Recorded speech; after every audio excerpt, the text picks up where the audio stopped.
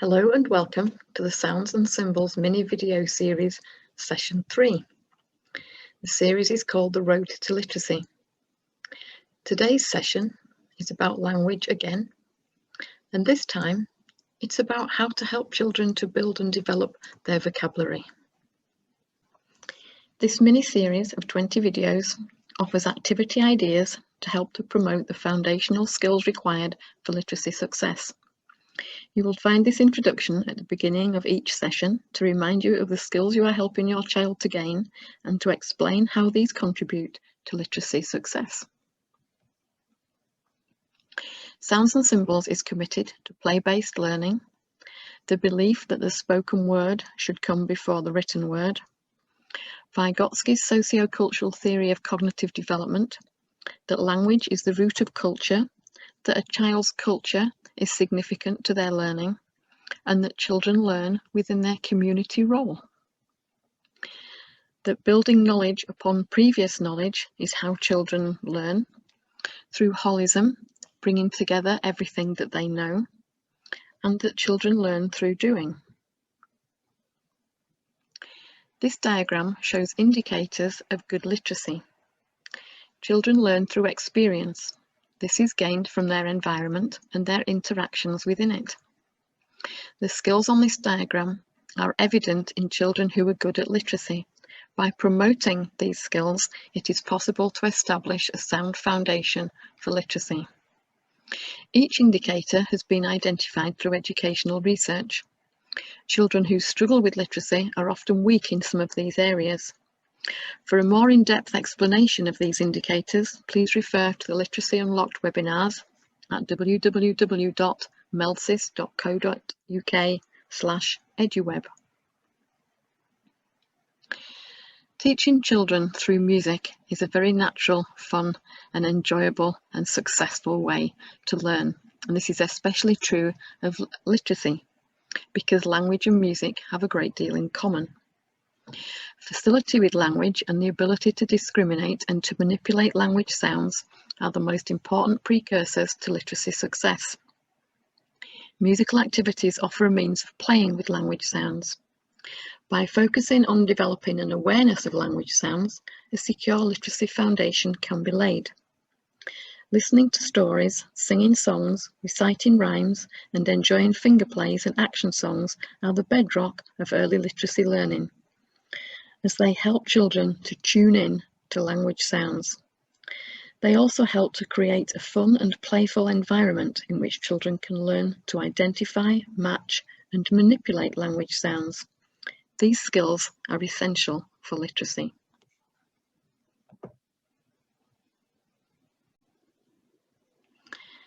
Children gain an increasing amount of vocabulary as they get older, and they gain vocabulary from their environment, the people within it, and what they hear. So through listening, practicing, and being in an environment where people are using a good and rich vocabulary, then children themselves gain this vocabulary. So children learn to name objects, which are nouns, and then use words to describe these objects, adjectives, and they learn how to use the various forms of doing words, the verbs. So again, if you look at the Road to Literacy diagram, we don't have vocabulary on there as a separate item, but of course it's under spoken language skills and comprehension.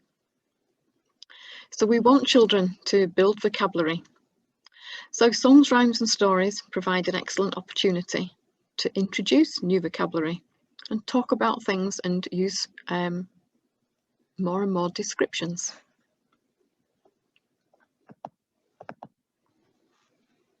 So here are some of the activities. The first one is Wide-Eyed Owl. I'll show you. And of course I have a little owl. So you can do actions to this rhyme. I shall show you the actions. So you could use the owl to say to the children, what do you think the next little rhyme is going to be about? It's going to be an owl, and you can talk about owls and where they live, maybe what they eat. Has anyone seen an owl? Okay, it's like this. There's a wide-eyed owl with a pointed nose, 2 pointed ears and claws for his toes. He sits in a tree and looks at you, flaps his wings and says, "Twit-twoo!" It's a nice little rhyme, that one. Do you like that one? So also you've got the parts as well. Why do owls not have toes? They have claws. Do you know another creature that has claws? Do you have a cat with claws? Okay. So the next one is elephants have wrinkles. And again, children can join in with this one. So it goes like this. Elephants have wrinkles, have wrinkles, have wrinkles. Elephants have wrinkles, wrinkles everywhere. And then you ask children to suggest, where might an elephant have wrinkles? On their head. On their head? On their head, on their head, on their head, on their head. Elephants have wrinkles, have wrinkles, have wrinkles. Elephants have wrinkles, wrinkles everywhere. And then you just repeat it again. So the next one is like, ask the children where? On their nose. Does an elephant have a nose? Of course, nose its trunk.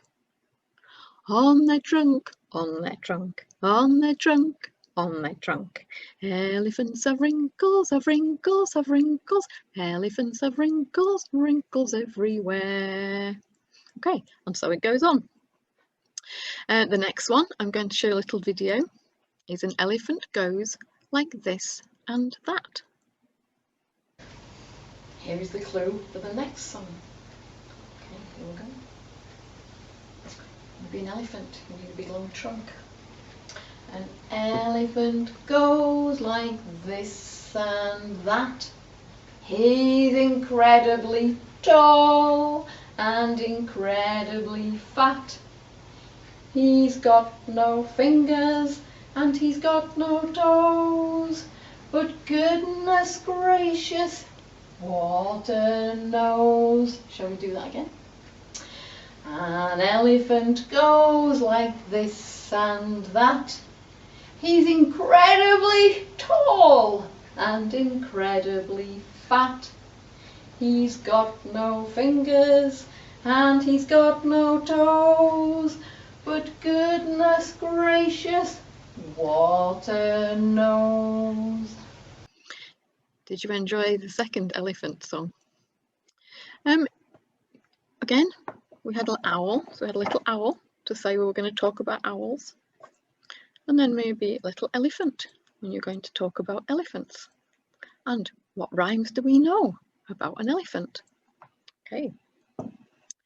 So, and then of course you can use different words to describe an elephant. What can anyone tell me about an elephant? How many legs does he have? Count his legs. What do you know about his feet? Do you think he has small feet or very big feet? What do we call these bits of ivory coming out from underneath his trunk? His tusks. Do you know any other animals that have tusks? So then children are learning about the animals and improving vocabulary and learning to describe things. Next we have a little story. And this is a clue to what the story might be about. If you know anything about Scotland, you might know that this is Nessie, the Loch Ness monster. And everyone goes looking for Nessie. It's been a story for, maybe hundreds of years. Where is Nessie? Does she live in Loch Ness? We don't know. So here is the story.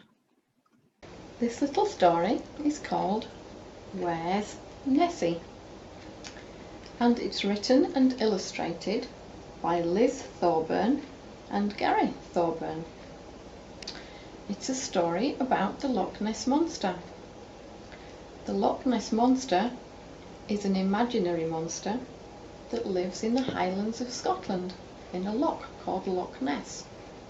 Some people believe that the Loch Ness monster is real, and they say that they have seen it, and they've even taken photographs. But nobody really knows, is it real or not? Let's Let's have a look at the story. Can you read with me here? Where's Nessie? In the loch. This is a Scottish word for lake. Lots of people look for Nessie in Loch Ness. Let's have a look. Oh, no, that's not Nessie. This is a duck in the loch. She's not in Loch Ness. Let's have a look at where else she might be. Can you read with me? Where's Nessie? In the castle. Shall we see if she's gone to the castle? Oh no, that's not Nessie. This is a dog. He's called Scotty. It's a Scotty dog. Let's see where else she might be. Where's Nessie? On the farm. Let's see if she's gone to see some other animals on the farm. Oh, no. This is a Highland cow on the farm. That's not Nessie. Where else can she be? Can you read with me? Where's Nessie? At the zoo. Do you think she's gone to Edinburgh Zoo to visit the other animals there? Let's have a look. There's a lion, look, and a giraffe. What else is there? Oh, there's a monkey at the zoo. That's not Nessie. She's not there.